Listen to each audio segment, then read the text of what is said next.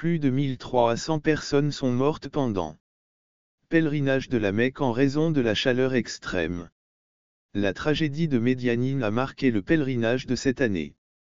Le pèlerinage de Hajj de cette année est l'un des plus grands événements de masse au monde, qui réunit des millions de musulmans.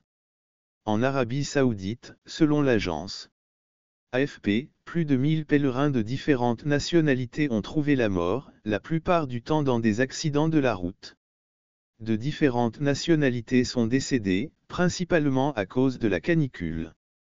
La vague de chaleur, avec des températures à l'ombre atteignant au lot 51,8 degrés Celsius, ce qui a largement contribué au nombre élevé de victimes malgré l'avertissement du ministère saoudien de la Santé. Aux pèlerins d'éviter de s'exposer à la chaleur pour éviter la déshydratation. Beaucoup d'entre eux ont été victimes d'un stress thermique et de chaleur, selon un diplomate arabe. Un diplomate a déclaré que 658 des morts étaient des Égyptiens. L'organisation du Hajj a été critiquée pour sa gestion des conditions extrêmes et n'a pas réussi à fournir un soutien adéquat aux pèlerins. Décès liés à la chaleur, des problèmes d'infrastructure et de la surpopulation.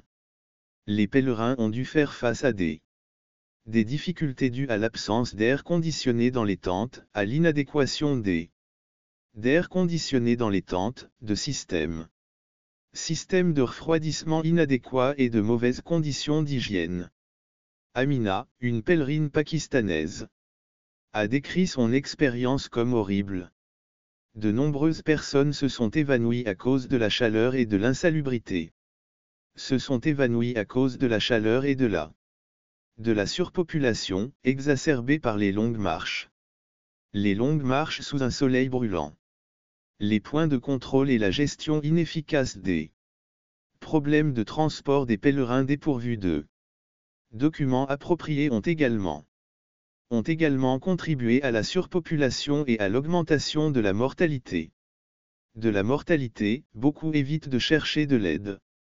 De demander de l'aide par crainte d'être expulsés, ce qui